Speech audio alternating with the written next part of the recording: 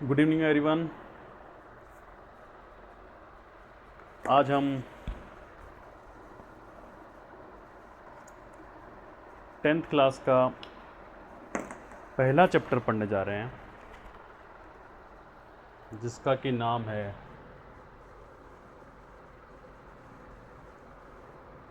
Resources and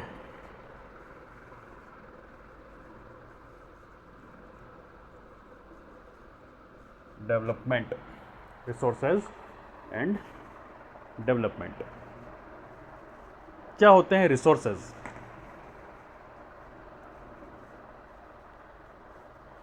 eighth class के एक chapter में भी हम लोगों ने रिसोर्सेज के बारे में पढ़ा था। मोटा मोटा उसमें परिभाषा में ये था कि रिसोर्सेज उसे कहते हैं जो यूजेबल हो और उसके साथ में जिसमें एक वैल्यू हो, है ना।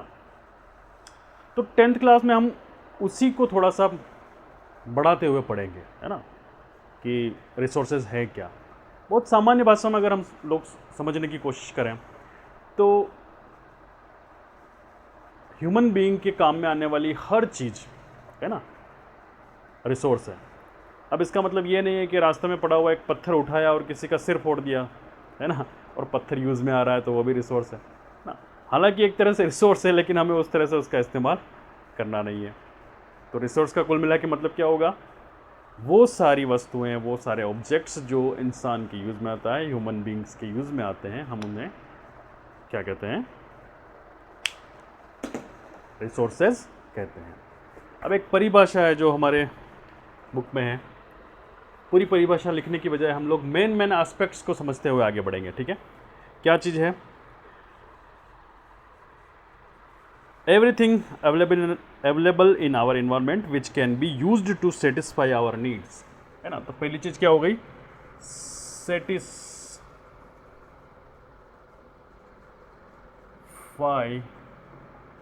Our needs,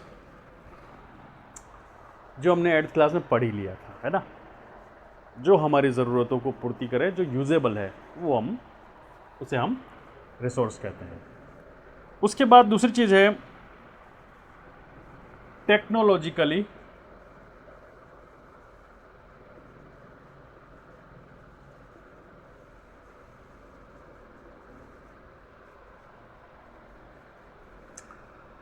accessible.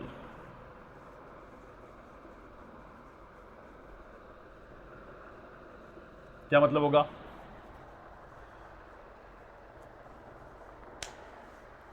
ऐसी वस्तुएं जिनको प्राप्त करने में हमारे पास कोई टेक्नोलॉजी लगी है, तब हम उसे पा सके हैं। जैसे क्रूड ऑयल ही देख लो, है ना। बहुत कई हज़ार फीट नीचे से हमें क्रूड ऑयल बाहर निकालना पड़ता है, हम उसका इस्तेमाल कर रहे हैं, है ना। तो ये टेक्नोलॉजी अगर नहीं हुई होती तो बहुत मुश्किल होता। इसके अलावा चाहे रोड पर चलने वाली आप बाइक देख लीजिए, बस देख लीजिए, एक टेक्नोलॉजी है, तब हम आज ट्रांसपोर्टेशन का यूज़ कर पा रहे हैं, है ना। आयरन ओर को निकाल करके मेल्ट करके उससे बहुत सारी चीज़ें बना पा रहे हैं। तो रिसोर्स का इस्तेमाल जिस तरीके, जिन टेक्नोलॉजी से हम कर पा रहे हैं, है ना, तो एक्सेसिबल होना चाहिए, टेक्नोलॉजिकली एक्सेसिबल होना चाहिए। इसके साथ में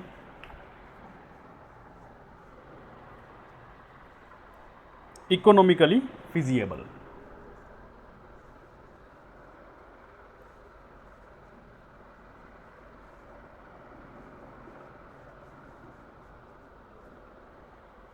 फिजिएबल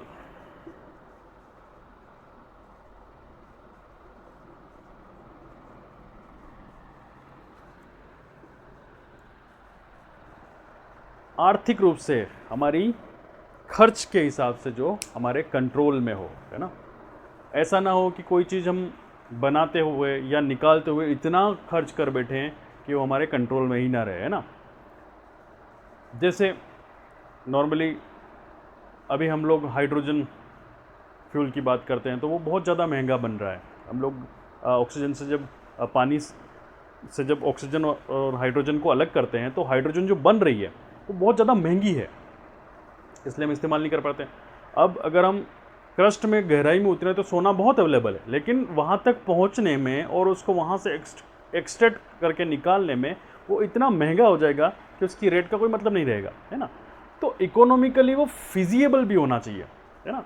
स्पेस देख लें, बहुत सारी पॉसिबिलिटीज़ अवेलेबल है हमारे क्रस्ट के नीचे। मेंटल में मैग्मा के रूप में बहुत सारा मटेरियल अवेलेबल है, उसमें बहुत सारे तत्व हैं, बहुत सारे एलिमेंट्स हैं, है ना, लेकिन नहीं निकाल पाते क्योंकि इकोनॉमिकली वो क्या है, फिजिएबल नहीं है।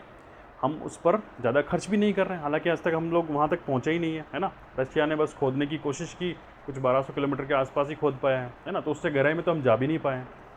तो जो चीज़ इतनी ज़्यादा महंगी है कि निकालने में ही इतनी ज़्यादा महंगी हो जाए कि हम उसको निकालने के बाद उसको रिसोर्स के रूप में इस्तेमाल ही ना कर पाएँ, तो कोई मतलब नहीं निकलेगा, है ना। तो इकोनॉमिकली फिजिएबल भी होना चाहिए। फिर है कल्चरली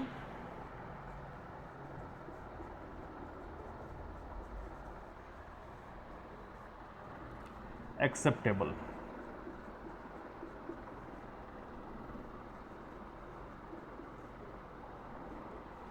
कल्चरली एक्सेप्टेबल भी होने चाहिए। नॉर्मली सारे ही रिसोर्सेज ऐसे हैं जो हम लोग इस्तेमाल कर रहे हैं और कल्चरली एक्सेप्टेबल है ना।